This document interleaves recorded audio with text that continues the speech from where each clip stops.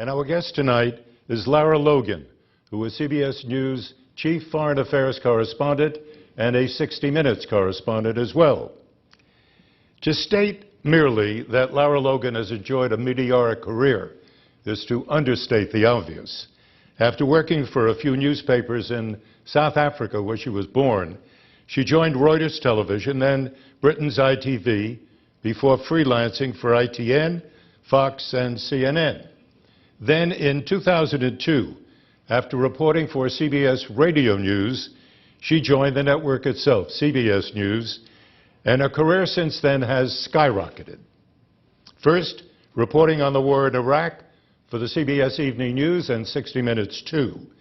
And then in 2006, only 4 years later, she was named Chief Foreign Correspondent for CBS and a regular contributor to 60 Minutes. During the Egyptian Revolution in early 2011, she was brutally assaulted and beaten while covering this tumultuous story, but she bounced right back, and along the way winning many prizes and the admiration and respect of her colleagues. Lara Logan, welcome to the Calv Report. It's a pleasure to have you here. Thank you very much. Tell us about the beginning of the Lara Logan story. Durban, South Africa, journalism, your parents, how did it all fit together? Well, I think the first thing that I was filled with, even before I really understood what was going on around me, was a great sense of the injustice of apartheid. And that was probably instilled in me at home, because we were taught to treat people with respect at home, no matter who they were. And we ought to point out apartheid was the official policy of the South African government, separating whites from blacks. Segregation, right. Indeed. Treating black people as second-class citizens, if citizens at all, in their own country. And I remember as a very young child standing in the grocery store with some candy. My dad would take us every weekend to get 20 cents worth of candy, and there was an old black man standing at the counter with a loaf of bread and a handful of pennies, and everyone kept going past him. And I remember asking my father why, and when we got to the front, my father wouldn't let us pay for the candy until the shopkeeper served this gentleman standing there. And it was that kind of thing around me that taught me that there was something very wrong. But I think it was the values instilled in me as a young child that taught me to stand up for what was wrong. And so at 17, I got a job on a local newspaper, and no one would send me into the townships. I did all the silly stories. And so I used to go in with the photographers. I asked the photographers to take me with them at night or in the daytime or at the weekends. And when most of the other kids at school were at the beach, I was at the newspaper. And really it was, I went into the foreign media not long after that, because I knew that there was a whole world that the South African government would allow us to see. And it was kind of, when I ended up on the front lines in Afghanistan for a British TV station, people noticed me then because no one else was reporting from the front line, and I was living with the Afghan soldiers and no one else was doing that. And then all these articles were written about, it was like as if I'd just begun my journalism career then.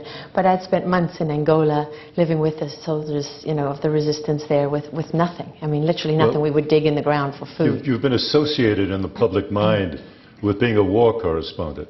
Yes. And I'm wondering, in your mind, how would you define being a war correspondent? Is there something different? What are the qualities that you need? I think there's something true to all people who do the kind of work that I do, all journalists who choose to do that kind of work. I think that the story is bigger than you.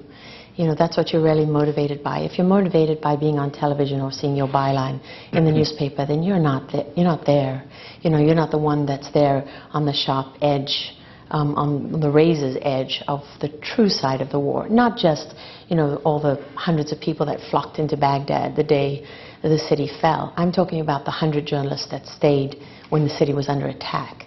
And I think we're motivated by the same thing that Murrow was motivated by.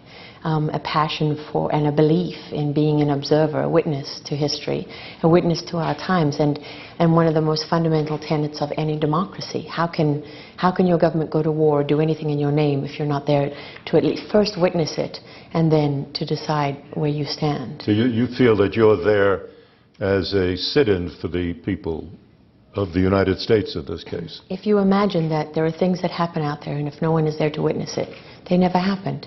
I mean, I would spend time with people in the war in Angola. No one cared about that war. Who was recording what was being done to those people if we weren't there? I mean, when Reuters would go in once every few months to Angola, that would be the only time anyone ever reported on the Angolan war. And people were being tortured and massacred and slaughtered. And, you know, most people don't care about what happens in Angola, but I cared. I never did it because that was the thing that was going to make me famous. I did it because I believed in it. Was there ever in your mind a role model that you looked up to as a war correspondent?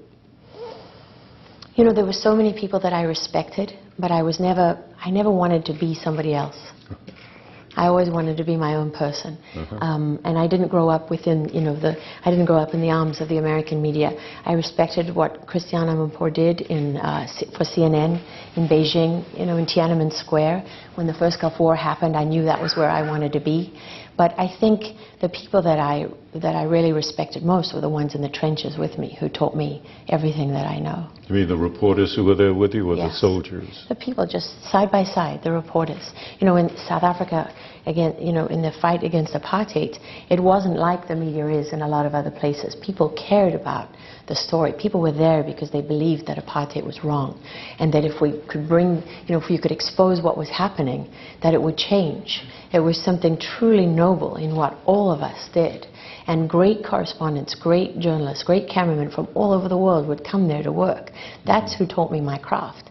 Even down to, you know, the young black guy who didn't even have an education or a license, but could find a way to get your tape in and out of that township, and get that out, and would risk everything. We would hide tapes in our mattresses and hide from the secret police. You know, there was a bond of something great and something noble that we were doing, and we all believed in it.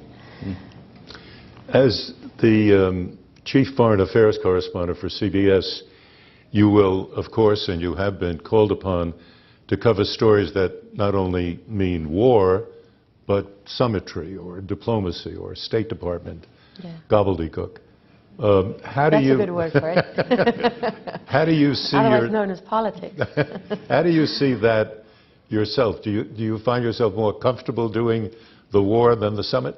Yes, without question, and more invested in it. You know, it requires more of you. It asks more of you. It asks you to find out who you are, and it asks you what's truly important. I would give up a toilet and a hot meal and a bed any day for a story that's real. I can't stand to dabble in things that are not real. They don't mean anything. I mean, politics is critically important, but it doesn't burn that fire in you the way it does to be out there in the most impossible situation, doing something that is truly the difference between life and death. But couldn't it be argued that the president of this country and the president of that, sitting there making a decision about war and peace, are doing something that's quite a burning issue as well? Sure. Oh, absolutely. There's no question about that. It just doesn't burn in me the same way. It's painfully boring sometimes. I see. Okay. And I can't stand interviewing people who lie to you all the time or rap what they have to say in so much diplomatic speak that, you know, you spend hours just trying to work out what the hell they just told you. I see. You know, I prefer people that are straight talking. I mean... Do you think the military people, when they talk to you, are straight talkers? Not always, but I've become very adept at sorting out the talking points from what's real. And over the years, I've acquired a reputation for having some depth of knowledge, so they're a little more nervous about, you know, serving me up a plate of... Yes. This is recorded, right? No, I understand. Yeah. Let's talk. You know, and also I have to be quite honest with you. I mean, when you're dealing with those kind of people, they sort of don't really mind when you call them out on it, you know. They kind of expect it. But when you call a politician out on it, they don't appreciate it the same way. No, they don't. Let's talk a little bit about embedded journalism. And you yourself have been embedded with American forces any number of times. And you've spoken about, quote, the unwritten rules of embedded journalism. Of all journalism, really, to be honest with you. I don't think that applies just to embedded journalism. Well, I'm just quoting you. Yeah, because it was that context, but I'm expanding my quote. Okay, well, let me go back to the quote. Okay. But you've embedded many times. I'd like to ask you what you think are those unwritten rules of embedded journalism. I think they're the same rules that apply to anything. They're rules of integrity. That's really what I'm talking about. Okay. If you are a crime reporter, if you're a justice reporter, I mean, there are certain there's a certain amount of trust that develops in any of those situations. If a lawyer or a policeman says to you, can you not report on this right now because you're really going to jeopardize this case? I mean, very often reporters make those judgment calls. And I think that what I meant when I was talking about that is, I think that, when I spend weeks on end with soldiers, when they're talking about, very personal things, I don't think they think that I'm going to go and put that in the media. Mm-hmm. I think there's a bond of trust that develops with you over time where there are certain things that are understood. And I don't mean that in a sense that you ever compromise your journalistic integrity. I really and truly don't. But if I give my word that I'm not going to report something, or if I give my word that this is the reason that I'm here, I need a very compelling reason to shift that. I think your word is your bond, and the story has never been more important to me than who I am. I have to be able to live with myself before anything else. I have never encountered a story that was more important than my integrity. Mm-hmm. Good, good. A blogger, you probably know this already, and I'm not breaking any big story. I don't read many blogs. There is a blogger who referred to you as the Pentagon's favorite journalist, and I don't think he meant it as a compliment. I don't think he did, no. But why do you think he said it? I think he probably said it because when General Stanley McChrystal was relieved after the Rolling Stone magazine article, I came out and said, something stinks here, I don't get it. I didn't fall into line with everybody else and say, oh, this is horrendous. And that's partly because I know the man that Stanley McChrystal is. I've never met him. I didn't have anything invested in saying what I said, but I know when something feels wrong, and it felt wrong. Mm-hmm. I don't believe that that was a true report. I don't believe that it was truly accurate of the situation. I don't think what was described was presented in the right context, and it didn't add up. Michael Hastings said, I emailed them and they just invited me to Paris to come into these pubs and see them in the most, open situation. And I think if General Stanley McChrystal has you at an event in which is his wedding anniversary, where he hasn't seen his wife for something on a year, that's an incredibly personal environment. And I'm quite sure, there was never any mention that Stanley McChrystal was drinking, but the impression that you were left with, if you read the article, was that it was, it was a free-for-all. It was a free-for-all, a big drinking party. So I think there was a distinct, I think there was something dishonest about that article, and I'll say it again and again, and I don't care what the blogs say, I don't care what Rolling Stone magazine says, and if we weren't on television, I'd tell them what they could go do with themselves. I think we get the spirit of that. I just like to be very clear. I gather from what you've said in the past that you think journalists ought to share their personal opinions with the public. Hang on. Okay. 2009, you're quoted as saying, every true journalist at heart wants to change the world. I think it's game playing to say, oh, reporters shouldn't give their informed opinions. That's been a function of journalism forever.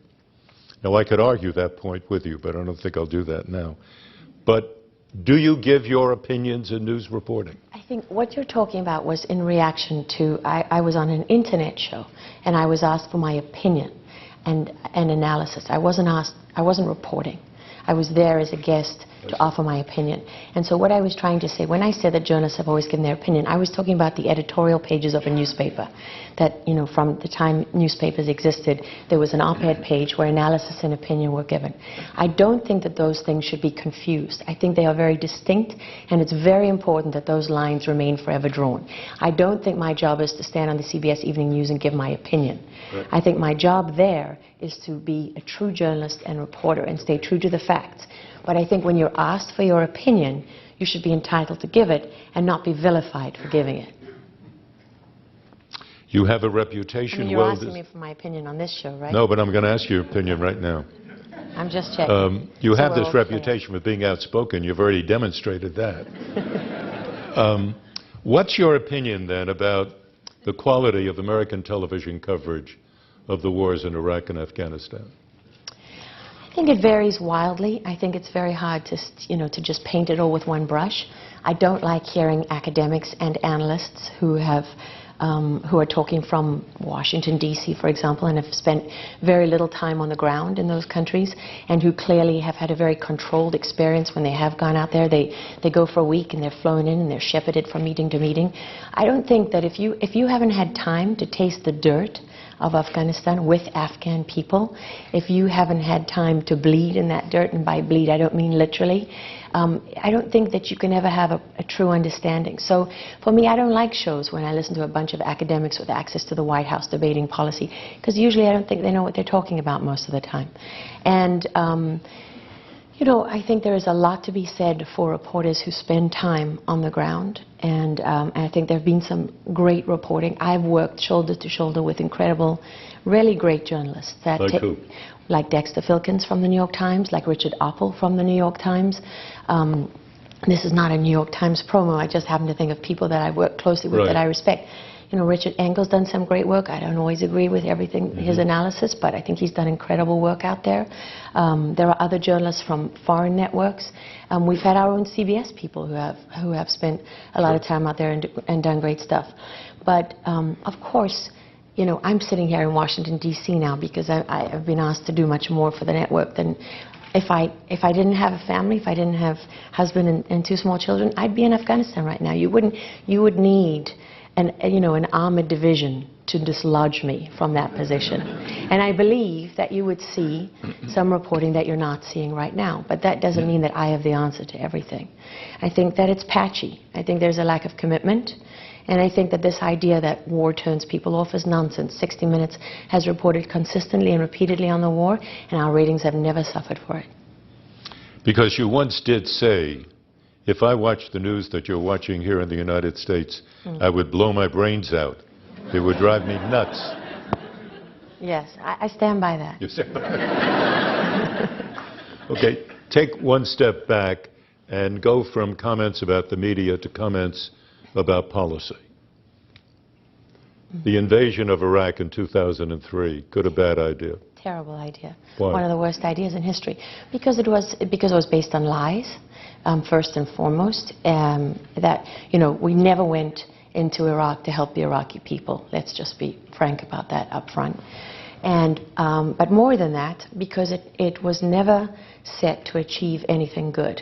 I mean, you could argue if you're a Shiite who now is in power and who never had a chance even of a decent life under Saddam Hussein, that something good came from it. But I'm talking about from an American perspective. And when I say an American perspective, I really mean from a Western perspective, because the world has been quick to divide this fight into American and non-American. And I don't believe in that division. I think the division is between Western and non-Western, or, you know, I don't want to put simply a religious name on it. It's for people who believe in the way of life that we believe in, and people who believe in an alternative way of life that goes back centuries to what I call a very dark time. And I think that it's been an abject failure. I think the true depth of the failure of the Iraq invasion has never been honestly and openly talked about. And I think that the lie... What do you think is missing there? Well, we'd like to pretend that General Petraeus came in with a surge and suddenly saved the day. And what he did was he stopped the bloodletting. But not because of the surge. He did it because he made an agreement with the Sunnis that was on the table from the first day of the invasion. That he could have made it earlier. Oh, absolutely. But it wasn't until there was so much blood on the Sunnis' hands that it couldn't be supported politically that we finally had the political will to make that kind of agreement. And what the surge did was prevent all those Sunnis who came forward from being massacred by the Iraqi government and the Iranians, because they wanted them dead, believe me, every single last one of them. And so it was really, and I went on raids like this, it was really the Sunni who was hand in hand with Al-Qaeda saying, here's the rat line, here's the weapons, this is the guy you want to shut down. That's what stopped the bloodletting. But in terms of strategy, in terms of national security, in terms of strategic interests, the invasion of Iraq was an abject failure. It empowered Iran to a degree that we've never been honest about, and it did nothing to serve American interests. Not to mention what it... You know, I don't want to get into what it inflicted on the Iraqi people, because it depends which side of the line you came from in Iraq. There are many Iraqis who benefited from the invasion of Iraq. Let me ask you about Afghanistan, since you've been so blunt about your views on Iraq. I recently, with my daughter, did a book called Honing Legacy, and it's about the effect of the Vietnam War on presidential policy making. And when we talked to people at the U.S. Embassy in Kabul, they told us that American policy right now could be defined as good enough if they could come up with some kind of formula that is politically acceptable to the American people. That's good enough. And what I'm wondering about is did you hear the same kind of thing from embassy people? And do you feel that good enough at this stage of the war is good enough? I think that's an indictment on the U.S. Embassy. I expect nothing more from politicians, quite frankly, and from that embassy in particular. It was headed by Carl Eikenberry. He almost destroyed U.S. policy when he was a general in command there, and he set about systematically destroying what was left of it when he was ambassador. And the fact that they can say, what is good enough? What's good enough for the Afghan people? What's good enough for the American soldier that's out there? I mean, has anyone been to Walter Reed in this room? Has anyone seen what the debris of this war, the human debris, actually looks like? I was shocked the first time I went there, because I'm used to being on the battlefield with robust soldiers. I'm used to seeing them wounded and, you know, and leaving in a medevac chopper. And as long as you hear they're going to make it, you sort of breathe a sigh of relief and think it's okay. But it's not even close to okay. And so for me, I don't think that is a policy that's good enough for anybody that's involved in this. If you're not in it to fight, if you don't believe it can be won, and when I say won, people say, oh, what does that mean? And now we don't think it can be won, and everyone's got a different definition of success. What does it mean in Afghanistan? What it means, what were your original aims? Go back to your original aims when you invade. Well, it wasn't an invasion. The Afghans are very quick to point out that they were actually the ones that toppled the Taliban with U.S. help. There were less than several hundred, U.S. personnel on the ground at the time. But the original aim was to defeat al-Qaeda and the Taliban and to ensure that they were never able to threaten the national security interests of the United States ever again. That clearly is not the case. And when you're sitting down and you're avoiding the hypocrisy of not putting the Taliban on the terror list because you want to preserve the right to sit down and negotiate with them, and they'll bring out every academic in Washington that they can find who will tell you that every insurgency in history has been, won through negotiation and settlement. You don't win it on the battlefield. We'll tell that to the Sri Lankans. I believe they just won their insurgency on the battlefield. So, I mean, for me, if you're not, people think when I say this that I'm advocating for war. I'm not advocating for war. I think if you're going to go to war, you better go to war, and you better win. But if you're not, if you're just going to loiter on the battlefield and mess around with one disastrous political strategy after another, then get the hell out. Because you have no right to ask people to go and fight in your name, because you're lying to them. The best analogy I can give you, what you're doing to your U.S. troops on the ground, line up all 100,000 or so of those troops, handcuff them behind their backs and give them a shove, send them straight into the Taliban guns. Because that's effectively what you're doing. The enemy is not in Afghanistan. The low-hanging fruit, the expendable people, are in Afghanistan. The real enemy is across the border in Pakistan, and I'm not advocating for war in Pakistan. But there are 1,000 things you could do to address that. As long as you are not going after the command and control and the true source of the enemy, and by the way, we have the capacity and the information to do that, and we have not because of our foreign policy towards Pakistan, then you have no business being in the fight.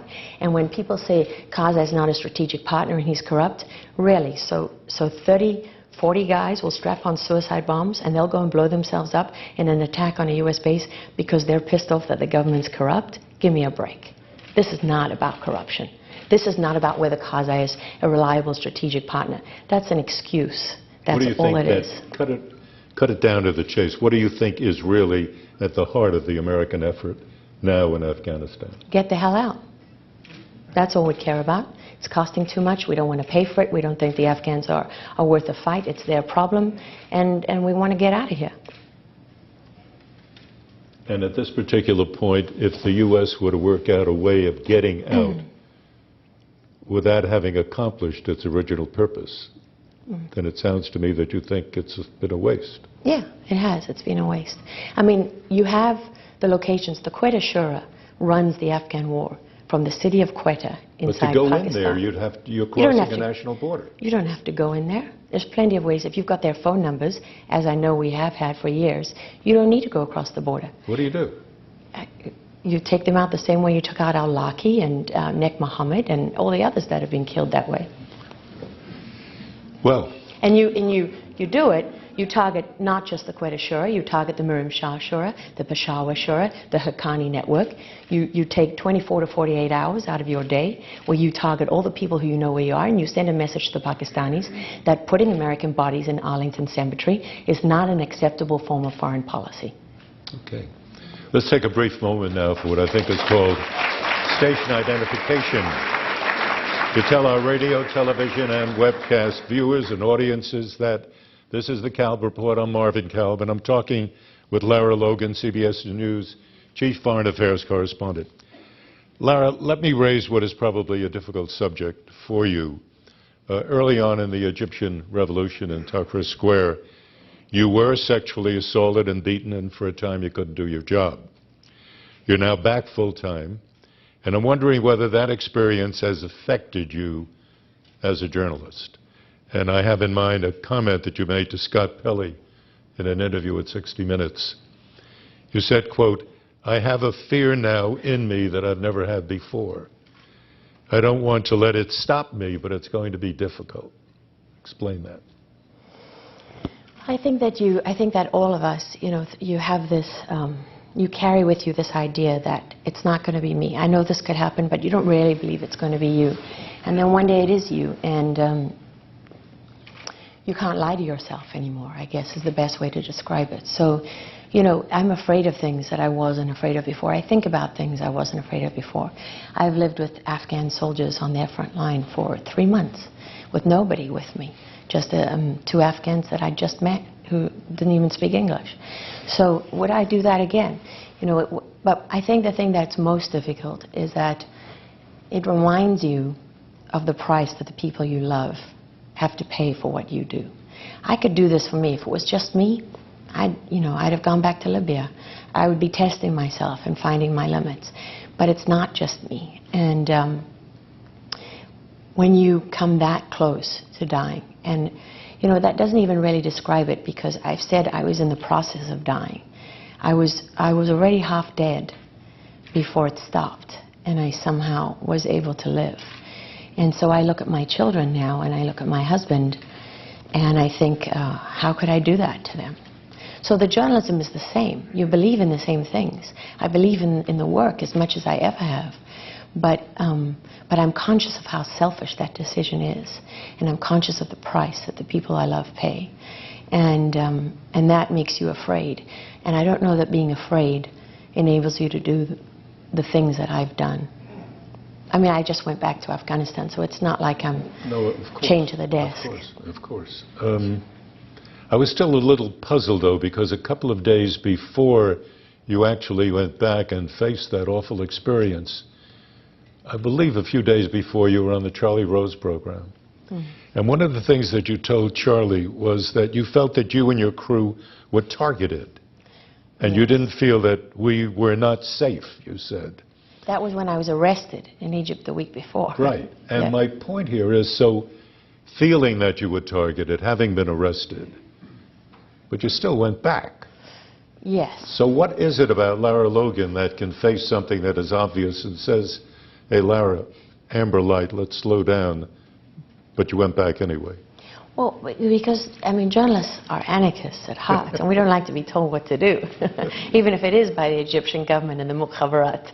If they're going to throw you into prison and intimidate you, my producer is, he looks like he works for the State Department every day. It drives us all crazy, because we can be in the deserts of Darfur, and he still looks, like he just rolled out of Washington.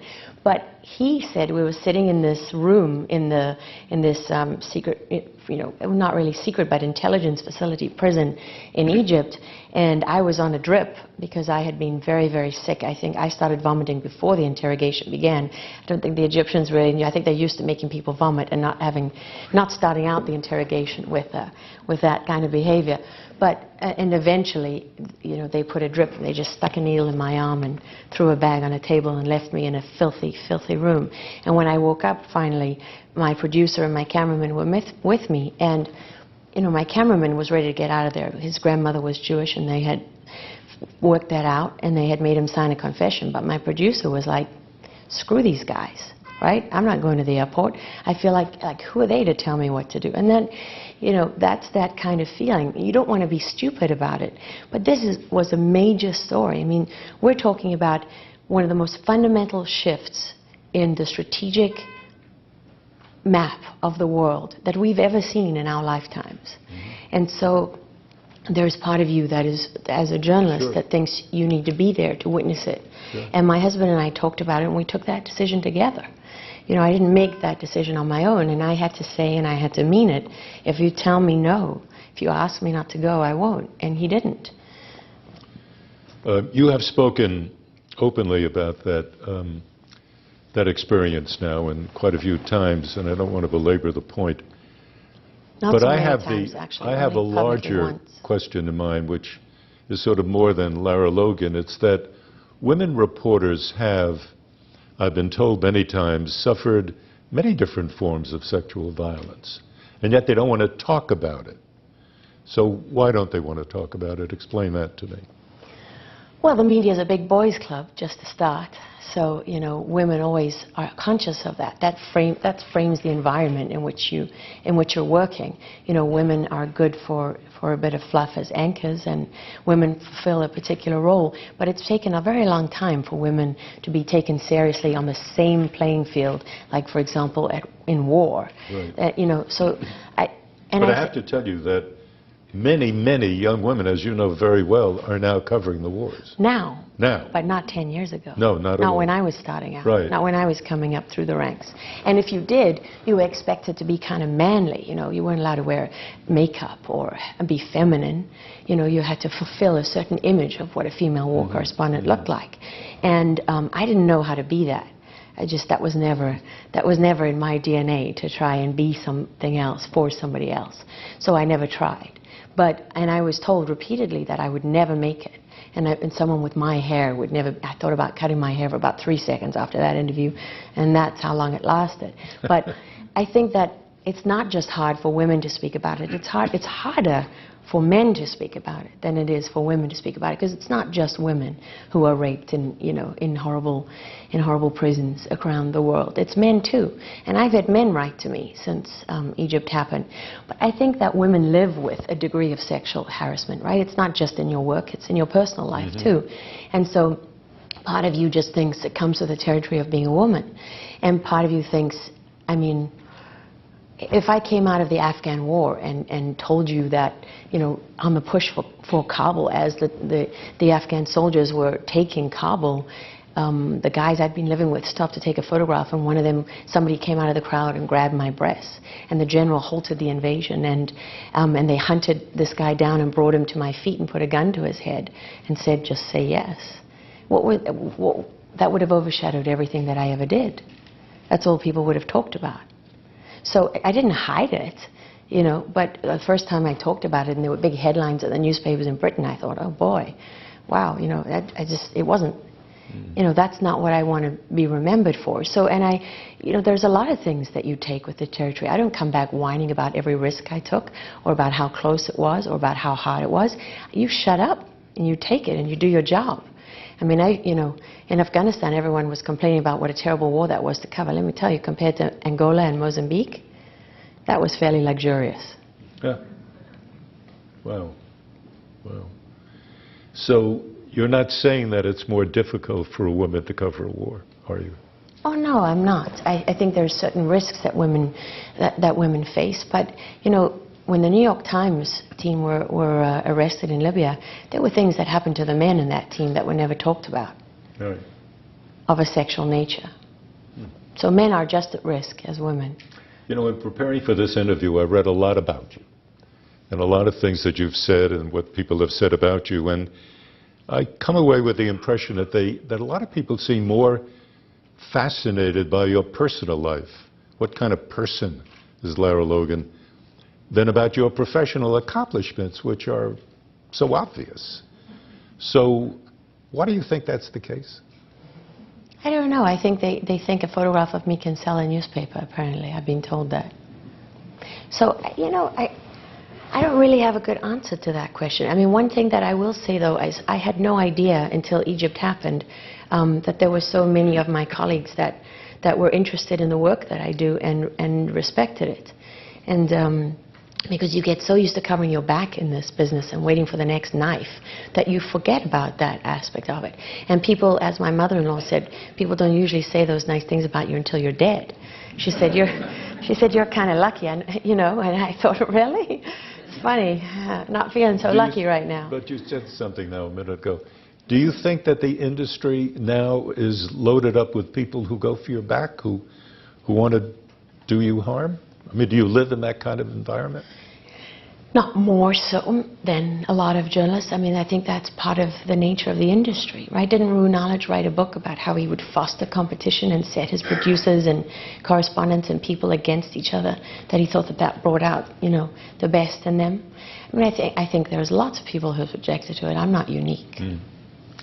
Let's talk about foreign reporting for a few minutes. I have the impression lately that in terms of foreign reporting on networks, that aside from reporters who are living somewhere and covering that environment, big shot journalists will fly in, do a couple of interviews, spend a week, then leave, go back home. And I'm wondering, since your career is very, very much in the ascendancy, that you're going to find yourself almost inevitably in a situation where you're going to go against your best instincts. You're going to want to stay somewhere and soak it up, and they're going to say, hey, buddy, you've got to be back on Friday because on Sunday you're going on the air. Mm. And so what do you think about the inevitability of Lara Logan moving into a time when she's going to have to do what producers tell her to do because she's a big shot now, and she's going to be on television and draw many more eyes to the network? How are you going to deal with that, Lara Logan, huh? Free spirit? I think sometimes I might give in, and then other times I'm going to really piss people off. And, you know, to be honest with you, I'm more inclined to come back to see my babies than I am because somebody wants me on air on Monday.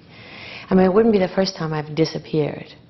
You know, I went, when I covered Ramadi, no one would send me when I was living in Baghdad, and we would get these constant press releases, and I saw how many soldiers were dying in Ramadi, and we couldn't, you know, contrary to what the Bush White House wanted people to believe, it wasn't that journalists weren't willing to go out and about, it was that you just physically couldn't most of the time because it was so dangerous. And CBS didn't have any interest in sending me, so I called up one of my producers at 60 Minutes and said, don't ask any questions, just get on a plane, we're going to Ramadi. And I told CBS News I was going for 60 Minutes, and I told 60 Minutes I was going for CBS News, and off we went, and we just disappeared for 3 weeks. And I remember coming to a base at one point in Ramadi where they said to me, oh, there's someone from New York that's been trying to reach you. I mean, so every journalist knows, right? I mean, we're adept at disappearing when we need to. There is something very uncomfortable about that reality that really bothers me. I think that so much of your truly good reporting comes from your gut. And if you haven't had time on the ground, you haven't had time to really, to grow that innate sense of what something is. I know Afghan people because I've spent so much time with them. And so when somebody tells me something in Washington that doesn't fit, I know it doesn't fit. You know what I mean? I don't need to read some report. I don't need I don't need to refer to anybody else. I know here that it doesn't fit. And so I don't want to become one of those people that, as they say, parachutes in and parachutes out. I think that there are ways around that. I don't think there's a perfect way around that because nothing can substitute for the 5 years I spent living in Baghdad or the years I've spent in Afghanistan, in Kabul. But I think that's one of those things I'm going to have to deal with as it comes. And there is, when I go to Afghanistan, I don't go for 3 days. I just spent, 2.5 weeks there. And that's nothing compared to the years I've spent there and the months I've spent on trips. Mm-hmm. But it's not 3 days. And hopefully, I'm going to find a way around that. I keep wondering how that's going to happen, actually, and I don't see it. Well, I'm not driven by my hours and minutes on air. I'm really not. That's never been the motivation for me. I mean, of course, if you do a story, you want it to be out there and you want people to be watching and pay attention. But if it means that I do a few less pieces a year or that I'm not as famous as I could be, I don't really care. And 60 Minutes doesn't bother you if you do a fewer pieces than they would like you to do? 60 Minutes is run by journalists. Right. It's not run by corporate executives or business people or anything else. It's run by journalists. Jeff Fager But it still has to is make a money. journalist just like me. Yeah, it does. But, you know, Jeff understands. He knows what's important. And if I say to him, I got to spend 3 weeks in Afghanistan because it's really important, then he says, fine, make it work. I mean, he doesn't say, okay, sure, we'll make it work for you. You know, he says, make it work. If that's what you want, if that's the decision you're going to make it work. And then God help you, you better make it work or you ain't going to have a job. How do you prepare for a story for 60 Minutes? You know, it depends. It really depends. I realized that the reason I spent my entire academic career crashing for exams was preparation for my career at 60 Minutes, because inevitably I'll be on an airplane with a book like this. I have a good short-term memory because I literally made my academic career through remembering everything that I ever studied. And I use the same thing at 60 Minutes. I will sit down and do a 2, 3, 4, sometimes even 5-hour interview and never look at a piece of paper. I did the story, the Medal of Honor story, where we just won the Emmy for Best Interview. We never had a single written question for that interview, for that piece, for all the interviews. And I never even thought about it until my producer said to me, not bad for a piece without a single written question. And so, you know, we do a lot of research. We try not just to rely on what's out there in public, you know, in open. Of course, you read everything that moves, but you also try to go beyond that to the people who are experts in their field. And you really have to master an extraordinary amount of detail. You have to know much more than ever comes out in the story. And it's tough. I did 3 60 Minutes pieces in 3 days, and I had to be a medical expert one day, I had to be a polo expert another day, and I had to be an economic and IMF expert on another day. And I still had to be mom. But you're the one who kept on talking about not wanting to be an instant expert. You want to soak up everything. I do. I do want to soak it up. But I think there's a difference there between, I mean, when you really immerse yourself in the level of detail that you need to do a strong 60 Minutes interview, that's kind of different to popping up on a 24-hour channel all over the world and being the instant expert when you know, you really are just reading a wire, a 2-line wire, and you have no idea if it's correct or not. Right. So tell me, Lara, when you run out of wars to cover, what are you going to be doing? Well, I just filmed a profile with Aerosmith in Colombia. And I was up in Canada doing a profile on Michael Bublé. My last piece on 60 Minutes was the best free solo climber in the world. I've been shooting this story on polo. I know more about polo than I ever cared to know. And you know, so 60 Minutes is a magazine program. So it's about the richness of life. You know, it's not just about war. And I always I smile to myself because I very condescendingly get this whole thing about how, oh boy, she can do something other than war. Well, for God's sake, of course I can do something other than war. What do you think? I never read a book. I've never been to a museum and admired a beautiful painting. I don't like going to the movies. I mean, come on. If you can sit down and interview a president and a minister of defense and street kids and sleep on the streets of Angola with the street kids so you can really understand what they're going through, you can do those things. You have to give of yourself as much, you know, that's what people, they want to know, what are you made of? Because that's what 60 Minutes is. Mike Wallace and Ed Bradley, why did people love to watch them? Because they could see what they were made of. You know, they didn't hide. And they were good people, as well as some of the greats. So that, you know, I'm still trying to walk in those shoes. No, I understand. And they're big shoes. They're big shoes.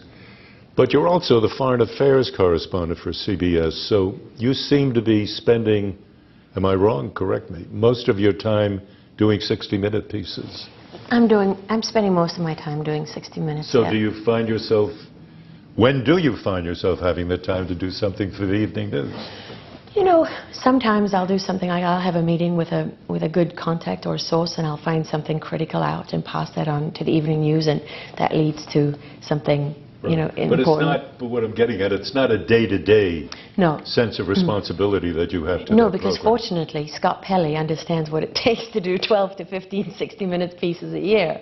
So he doesn't put pressure on me to deliver to him every day. And my boss understands that, because people think it's easy, you know. They don't really understand. Every one of these pieces is like giving birth to triplets.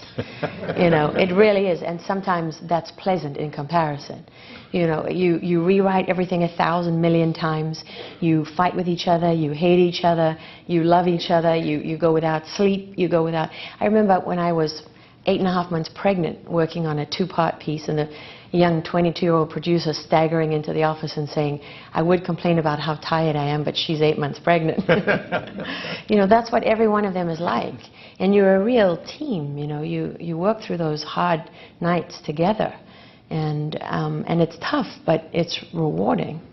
You mentioned a moment ago about reading books, and I don't want to put you on the spot, but what are the kinds of books that you enjoy reading? I mean, are you a mystery reader type, or a history reader? I do like mystery readers, but most of my life is occupied by reading things that are going to help me do a better job. So I'm reading a book now, Every Patient Tells a Story. And it's about a fascinating medical story that I'm working on. And I always said famously, I hate medical stories, but this is one of the best stories I've ever done. And it's about undiagnosed diseases and what it's like. And one of the people I interviewed for this, boy, she took my breath away. You know, she's this beautiful woman sitting there telling me how for the last 26 years of her life she'd been tortured by her muscles, and no one could give her an answer. And so, you know, most of the time I'm reading for my work. Peter Thompson, if anyone hasn't read it, has written a book like this about all the wars of Afghanistan, which is fascinating. And I'm usually reading, you know, Ghost Wars, Steve Cole, or people out the Forever War, Dexter Filkins sent me his book. So usually it's books like that. I don't like trashy novels just because I feel like I don't have the time to spend on them. But I just read another book by a journalist that I got in Chicago when I was there for something, and it was all about his mother, who was a Holocaust survivor, and how he discovered after his father died, he had to discover his mother's past. You didn't do much fiction? No. I love fiction, though. I mean, you know, I grew up with a great love for books. Don't have the time for it. I just don't have the time for it. But there's nothing greater than being transported by, you know, a novel. Nothing greater. I think that's one of the greatest pleasures of my life. And I was inspired by Faulkner. You know, when he read As I Lay Dying, my dream as a young girl was to write a book like that you could read over and over again and never have the same understanding twice. You know, the shortest chapter written in literary history was My Mother Was a Fish. Which was a fascinating line about how this boy's mother had just died, and this child was fishing at the time. And that was how he related it, how he understood it. My mother was a fish. That was his attempt to grapple with the concept of death. And that book was written through the eyes, every chapter was written through the eyes of somebody else. And it took I had to read the first, 40 pages about 16 times before I knew, you know, where I was. And I thought, how great to write a novel like that. So that's something I still want to do. You know, I hope that I'm able one day. When you're, I mean, can you imagine being finished with working on television? Yes, I can. And what sort of life do you see yourself leading then? Well, hopefully my husband and I don't hate each other. And we have a life to share. I think, you know, for me, I've always had a restless soul. And I don't pretend to know the meaning of life. Or have any grand ideas about the universe or the world of television and where it's going. But I just know that when my husband and I had children and had a family, the sea stopped moving, shifting all the time. It was the first time I really had that peace in me, and I found the meaning of my life. So that's much more important to me than television. And as long as I can do work that means something to me, whether that's written work or in television or anything else, that's all that I care about. You know, you have to feel when you go to bed at the end of the day like you did something that meant something. Because otherwise, you know, what's the point? Is that something that you feel every day, or once a week, once a month? What would satisfy you? What ratio? No, I think I feel that every day because I'm true to myself every day. You really feel that you make, what is it, that you've learned something new in the course of a day, that you've helped somebody in the course of the day, that you have disappointed people in the course of the day? What is it that carries you forward?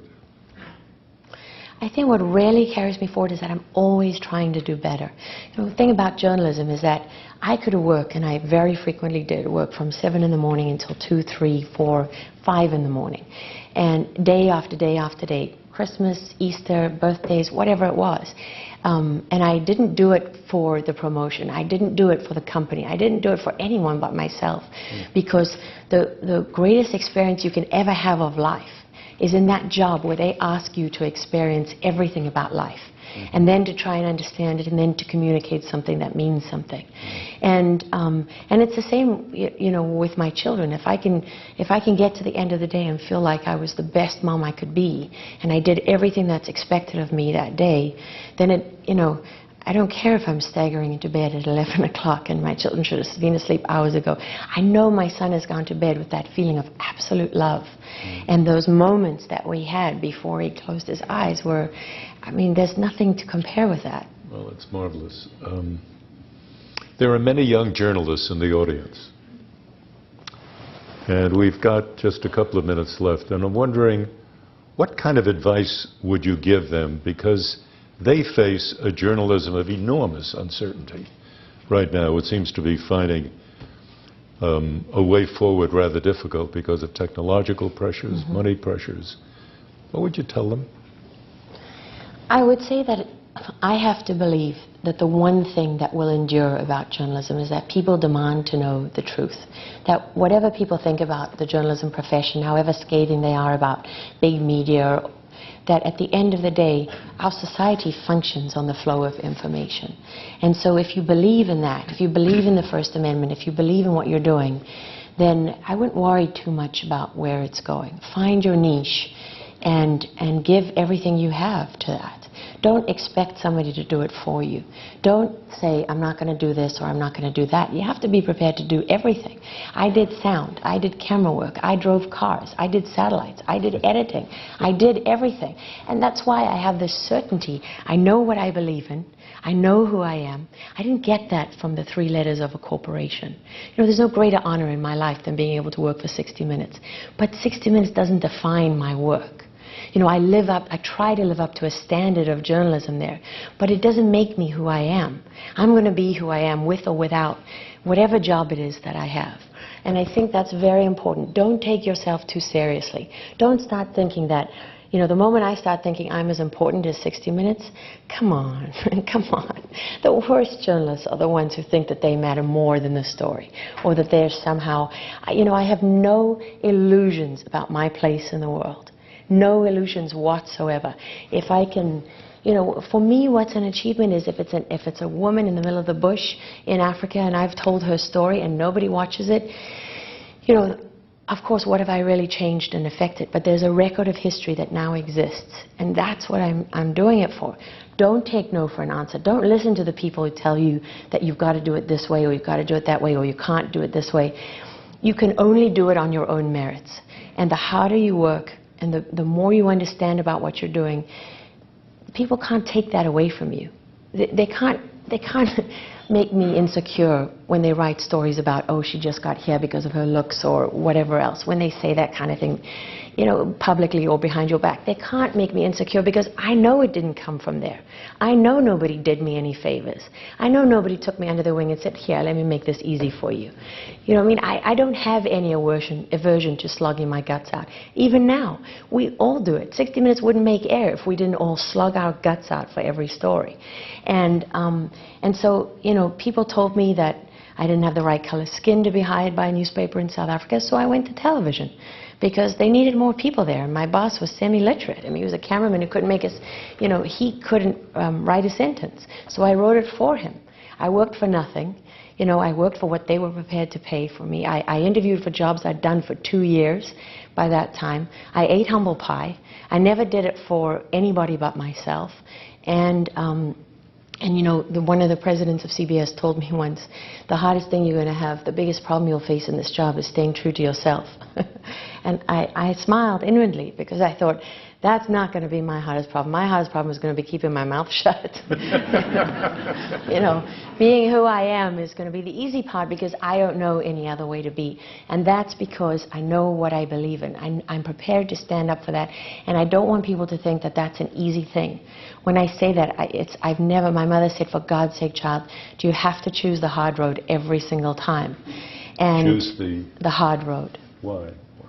Because I could never just shut up and say, yes, Mom, I'll drive carefully and I'm not going to speed. I was the one that said, oh, no, Mom, I'm going to put my foot down and head for the first wall I can find.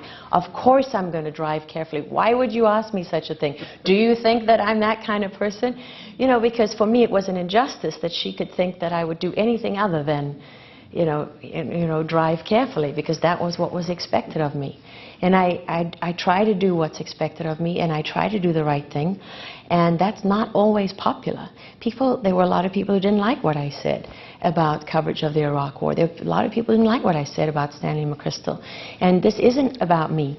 It really isn't about me. I don't want opinion to overshadow the work, because the work is really what matters.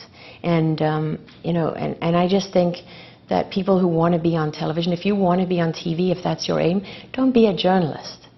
Don't be a journalist. That's not the right job for you, because you're never going to be the journalist that you think you want to be.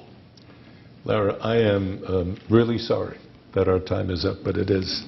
I want to thank a wonderful audience first for sitting here and enjoying this, I think. And of course, I want to thank you, Lara Logan, for sharing your thoughts and your experiences with us, and for keeping alive the flame of a free and vigorous press as being the best guarantor of a free and vigorous society. But our time's up. I'm Marvin Calvin. As Ed Murrow used to say, good night and good luck.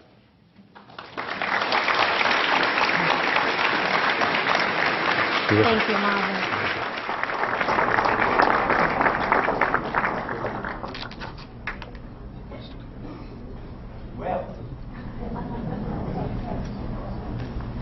We do have two microphones, one there and one there, and you can get to the microphone and ask a question.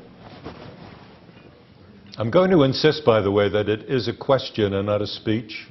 And I'll probably cut you off if it is a speech or if I sense it's that way. But why don't we start right here? Identify yourself, please. Sure. My name is Jeff Jacobson. I'm from the George Washington University. I go to the School of Media and Public Affairs. Great. You offered some pointed criticisms of our role in Iraq and Afghanistan. I'm just curious how you feel about our involvement in Libya. Well, Libya is interesting because, let's face it, the only reason we went after Gaddafi, right, was because everybody hates him, and we knew we could get away with it politically. It doesn't mean that what Gaddafi was doing wasn't wrong. The real question for me is, what are we doing about Syria? Because we have a different relationship with Syria, the whole world, the relationships are much more interwoven and complicated. And Syria is kind of the little brother to Egypt in terms of our friends in the war on terror. So, of course, there was a degree of hypocrisy in Libya. Not surprising. The world has been waiting for a chance to get rid of Gaddafi. But I think the real tragedy of the Middle East right now is the fact that so many people are dying in Syria and so little has been done about it. And if I didn't have my situation, I guess that's where I would be trying to be. I'd be on the border in Lebanon. I'd be breaking, we're still trying to find ways. There are inroads into that society that you can try and access from the outside. But I guess that's what I'd say, is that I would urge people not just to focus on Libya, but to look at Libya in the context of Syria. And maybe that would be the story that I would be pushing every day if I was doing daily news. Would you imagine the U.S. involving itself militarily in Syria? Because of Syria's relationship with Iran, it's obviously very different. I think they've shown no indication that they have any intention of doing that, so I think it's extremely unlikely. But can you ever rule anything out? No, you can't rule it out. Yes, please. Hi, I'm Steve Luckett, a producer and editor here in the city, and as it happens, a neighbor and acquaintance of Lara. Good luck, or congratulations on Medal of Honor, Lara. Thank you. January 2007 was pretty heavy for you on a number of levels. A lot of people here might not know the story, so could you unpack and review a little or a lot of what you learned from Haifa Street? What I learned from Haifa Street was really quite interesting, because Haifa Street was an area of central Baghdad where Al-Qaeda had been very, very entrenched. And the U.S. military kept announcing major campaigns to clean up Haifa Street. And all that really was the Iraqi government making a deal with the Al-Qaeda and Sunni leaders on Haifa Street to attack elsewhere, so the violence would appear to go down and they would appear to have cleaned out Haifa Street. And none of those deals ever